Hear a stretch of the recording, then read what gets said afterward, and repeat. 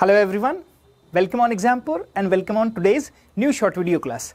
आज की जो शॉर्ट वीडियो है इसका हमारा टॉपिक रहेगा national monsoon mission, which is very much important for India because India is agricultural oriented country, ज़्यादातर पॉपुलेशन एग्रीकल्चर पे डिपेंड करती है, तो मॉनसून का प्रेडिक्शन जो है वो एक्यूरेट होना बहुत ज़रूरी है। दो इंडियन मॉनसून जो है वो काफ़ी डायनामिक फिनोमिना है। There are various other factor like El Nino, La Nina, Madden Julian oscillation, so there are the various factor which actually affect the monsoon pattern of India. For somehow some of the renowned institution of the country and the foreign collaboration had made it possible to predict the Indian monsoon accurately. इस दिशा में ही एक अच्छा कदम उठाया गया है ministry of earth sciences के द्वारा। Ministry of earth sciences ने नेशनल मॉनसून मिशन, हालांकि ये काफी पहले डेवलप किया है पर इसमें कुछ नए एडवांसमेंट लेकर के आए हैं। नेशनल मॉनसून मिशन का इनिशिएटिव जो है वो मिनिस्ट्री ऑफ अर्थ साइंसेस के द्वारा लिया गया है और यहां पर वेदर एंड क्लाइमेट में दोनों में डिफरेंस आपको इन शॉर्ट बता देता हूं। Weather is a short-term phenomena, whereas climate is a long-term phenomena. When we talk about the climate, we talk about the weather pattern of 30 to 35 years. 35 से 40 साल, 30 से 35 साल का एक वेदर पैटर्न को हम जब क्यूमुलेटिवली देखते हैं तो उसे हम एक क्लाइमेट बोलते हैं। तो ये state of the art weather and climate prediction model है, काफी टेक्निकली एडवांस है, ठीक है, and which are now in operational use. अब पूरी तरीके से ऑपरेशनली इसको यूज किया जा रहा है। तो क्या इस चीजें इसके अंदर की जाएंगी, कौन कौन सी इंस्टीट्यूशंस इनमें इन्वॉल्व हैं और कौन सी टेक्नोलॉजी और मॉडलिंग सिस्टम इसमें इन्वॉल्व है, ये हमें थोड़ा सा देखना है। सो मिनिस्ट्री ऑफ अर्थ साइंसेज ने नेशनल मॉनसून मिशन लॉन्च किया था 2012 में। Now which is fully operational nowadays, अब पूरी तरीके से ऑपरेशनल हो चुका है और इसमें मॉनसून और रेनफॉल को अलग अलग टाइम स्केल में और अलग अलग पैटर्न में, ये याद रखना है आपको, ये सिमिलर टाइम स्केल के लिए नहीं है, ये अलग अलग टाइम स्केल के लिए और अलग अलग पैटर्न पर उसको प्रेडिक्ट करने के लिए बनाया गया है। इसमें कौन सा टेक्नोलॉजिकल इंस्टीट्यूशन इन्वॉल्व है, कौन सा वेदर इंस्टीट्यूशन इन्वॉल्व है, तो इसमें हमारा मेट डिपार्टमेंट, जो भारत का मेट डिपार्टमेंट के बजाय इसमें Indian institute of tropical metrology IITM जो कि पुणे में है, ये संस्थान इन्वॉल्वमेंट है, ठीक है। ये बहुत चर्चा में रहा है कई अपने नए रिसर्च वर्क के लिए। इसके अलावा इसमें फॉरेन इंस्टीट्यूशन की बात करें तो इसमें क्लाइमेट फोरकास्ट सिस्टम, जो कि यूएसए का क्लाइमेट फोरकास्ट सिस्टम है, which is one of the best and state of the art around the world, सबसे अच्छा दुनिया में माना जाता है, उसको करंटली इसके साथ कोलैबोरेट किया गया है और एक कपल्ड मॉडल तैयार किया गया है। तो आपको क्या याद रखना है, मिनिस्ट्री ऑफ अर्थ साइंसेस का इनिशिएटिव है, नोडल एजेंसी मिनिस्ट्री है, उसके अलावा Indian institute of tropical metrology IITM जो है, जो कि पुणे का संस्थान है, और इसके अलावा क्लाइमेट फोरकास्ट सिस्टम जो कि यूएसए का संस्थान है, वो इसमें इन्वॉल्व है नेशनल मॉनसून मिशन के ऑपरेशन के लिए। टारगेट क्या रखे गए हैं, there are three step modelling system, ठीक है। अब इसमें क्या किया जाएगा, मॉनसून मिशन मॉडल को अलग अलग टाइम स्केल पर किया जाएगा। ये टाइम स्केल क्या डिसाइड की गई, ये आपको याद रखना है, यूपीएससी इसमें क्वेश्चन बना सकता है।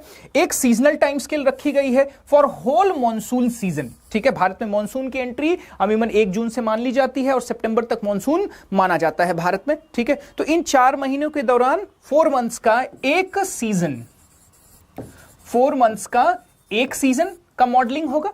ये पूरा मैक्रो मॉडलिंग है मॉनसून का। उसके अलावा 2 और अलग टाइम स्केल की मॉडलिंग है, जिसमें हम एक्सटेंडेड रेंज मॉडलिंग जो 4 वीक का, तो इस 4 मंथ के बाद अगर मॉनसून एक्सटेंडेड हो रहा है तो उसमें अगले 4 वीक का या आप कहें 1 महीने का और प्रेडिक्शन करने के लिए प्रावधान किया गया है। शॉर्ट रेंज प्रेडिक्शन जिसमें 5 डेज का, जब अक्सर मॉनसून गैप क्रिएट होता है, हम देखते हैं कंटिन्यूअसली रेनफॉल नहीं होती है, मॉनसून गैप क्रिएट होता है, उस मॉनसून गैप पीरियड के दौरान 5 डेज 1 वीक का जो प्रेडिक्शन है वो हमारा शॉर्ट रेंज प्रेडिक्शन यहां पर रखा गया है, ठीक है।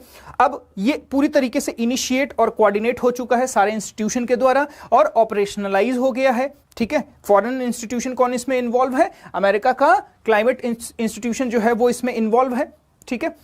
आगे देखते हैं तो ये किन किन चीजों का फोरकास्टिंग में हमें मदद करेगा। तो इसकी फोरकास्टिंग से हमें we have social impact of rainfall over agriculture, food forecast, flood forecast, extreme event forecast, जैसे अभी हमने देखा कि ग्लेशियल लेक आउटबर्स्ट हुआ, तो कहीं पर रेनफॉल अगर हो रही है तो ग्लेशियल लेक आउटबर्स्ट हो सकता है, उसकी भी संभावना है, जैसे उत्तराखंड में 2013 में हुआ था। ठीक है, विंड एनर्जी से रिलेटेड फोरकास्ट, क्योंकि जिस समय मॉनसून एंटर होता है तो उस समय सी ब्रीज काफी तेज होती हैं, काफी सारी विंड्स एंटर होती हैं लैंड एरिया में मॉनसून के साथ में। भारत में अगर हम देखें तो मॉनसून इधर केरला से एंटर होता है। ठीक है, सो इस तरीके से एक एंट्री होती है जिसको हम अरब सागर ब्रांच कहते हैं, और एक एंट्री होती है इधर बे ऑफ बंगाल ब्रांच से। तो दोनों ही केसेस में जब मॉनसून एंटर होता है साउथ वेस्ट रीजन से तो हेवी विंड जो है ब्लो करती है। इस विंड का हम प्रयोग विंड एनर्जी में कर सकते हैं और एक कैपेसिटी बिल्डिंग की जा सकती है और प्रेडिक्शन किया जा सकता है कि कितना हम मॉनसून विंड की एंट्री से कितना विंड एनर्जी निकाल सकते हैं। तो ये एक इनोवेटिव मॉडल है। डेटा एसिमुलेशन किया जाएगा, हर पीरियड का जो डेटा कलेक्ट किया जाएगा वो डेटा एसिमुलेट किया जाएगा और एक हाई क्वालिटी डेटा प्रेजेंटेशन तैयार किया जाएगा। मैं आपको एक सिस्टम भी बता दे रहा हूं, इसका नाम आपको जरूर याद रखना है, यह नाम सबसे इंपॉर्टेंट है। So commissioning of global ensemble forecast system, question पूछा जा सकता है ग्लोबल इंसेंबल फोरकास्ट सिस्टम क्या है? तो यह फोरकास्ट सिस्टम मॉनसून के फोरकास्ट के लिए है, याद रखना है। ग्लोबल इंसेंबल फोरकास्ट सिस्टम ये मॉनसून की फोरकास्टिंग के लिए रखा गया है। शॉर्ट एंड मीडियम रेंज और लगभग 12 किलोमीटर के एरिया को ये आसानी से फोरकास्टिंग कर सकता है। ठीक है, और कंडेंसेशन होने के बाद रेनफॉल के टाइम पीरियड के बारे में भी ये बता सकता है। So this one kind of advance prediction system, ये वाला this is quite advance prediction system. Very high resolution short range prediction होगा इसमें, 12 किलोमीटर का जो एरिया है वो कवर होगा। वन एट ए टाइम ये प्रेडिक्शन हो जाएगा कि रेनफॉल इस एरिया में कब से कब तक हो सकती है या कितने समय में ये हो सकती है। तो अक्सर भारत में एग्रीकल्चर वगैरह डिपेंड करता है मॉनसून पर, और मॉनसून जो है हमारा जो मेट डिपार्टमेंट है, मेट्रोलॉजिकल डिपार्टमेंट है, वो संभावनाओं पर अधिक बात करता है। पर अगर इस तरीके की टेक्नोलॉजी का बेहतर तरीके से प्रयोग हुआ तो ये संभावनाएं निश्चितताओं में बदल सकती हैं, इनको हम बिल्कुल सही तरीके से एक्यूरेटली यूज कर सकते हैं। इसके अलावा इसका प्रयोग हम साइक्लोन की ट्रैकिंग के लिए भी इसका किया जा रहा है, जिसके बहुत अच्छे रिजल्ट निकल रहे हैं, जिसका हम उदाहरण देख सकते हैं। साइक्लोन फानी को अगर हम देखें तो उसका बहुत अच्छे तरीके से फोरकास्ट किया गया। ठीक है, तो साइक्लोन की ट्रैकिंग, उसकी इंटेंसिटी प्रेडिक्शन, साइक्लोन की ट्रैकिंग, उसका इंटेंसिटी प्रेडिक्शन और improvement of the last 3 years में डेटा कलेक्ट करके और कैसे हम और इसको बेहतर इंप्रूव कर सकते हैं, इस बारे में भी इसमें बताया गया है। तो ये एक इसका टेक्निकल प्रेजेंटेशन है।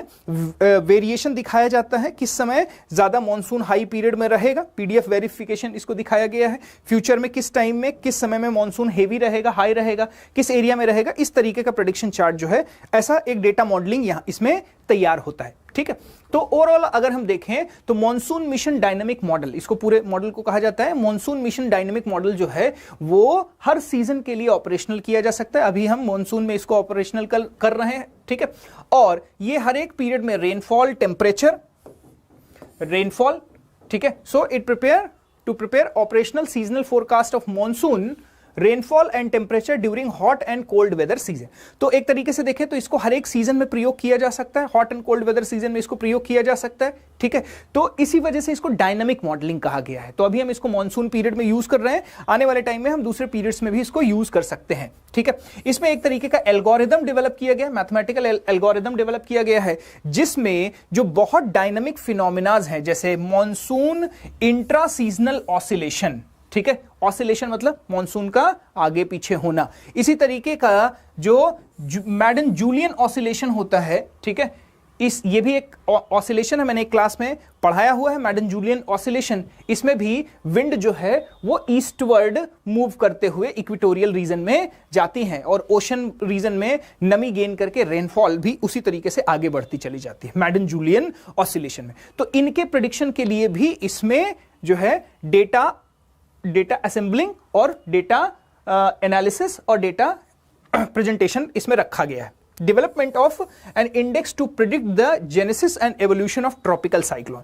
ट्रॉपिकल साइक्लोन का जेनेसिस मतलब वो कहां से बन रहा है, कितने टाइम में बन करके लैंडफॉल कर जाएगा, इसके बारे में। तो इससे क्या होगा, साइक्लोन से रिलेटेड जो अर्ली वार्निंग सिस्टम है वो देने में काफी मदद मिलेगी। ठीक है, तो नेशनल मॉनसून मिशन में ये जो नया टेक्नोलॉजिकल एडवांसमेंट किया गया है ग्लोबल इंसेंबल फोरकास्ट सिस्टम के तौर पर, ये बहुत एक्यूरेटली परफॉर्म कर रहा है। ठीक है, और इससे बहुत जल्दी हम एग्रीकल्चरल फील्ड में खासकर जिन फसलों को जो रेनफॉल डिपेंडेंट होते हैं, जैसे राइस हो गया, शुगर केन हो गया, जूट हो गया, रेनफॉल डिपेंडेंट जो होते हैं, उनके लिए बेहतर बुआई का पीरियड जो है वो डिक्लेयर किया जा सकता है और इससे फार्मर्स को बहुत फायदा होगा। और जो फ्लड की सिचुएशन होती है उससे भी हम राहत और बचाव कार्य बहुत बेहतर तरीके से कर सकते हैं। ठीक है, तो ये रहा national monsoon mission. I hope आपको समझ में आया होगा। प्लीज अगर आपको अच्छा लगा हो तो लाइक, शेयर एंड सब्सक्राइब करिए, दूसरे लोगों तक ये वीडियो पहुंचाइए। यही एक हमारा मोटिवेशन है। Thank you so much.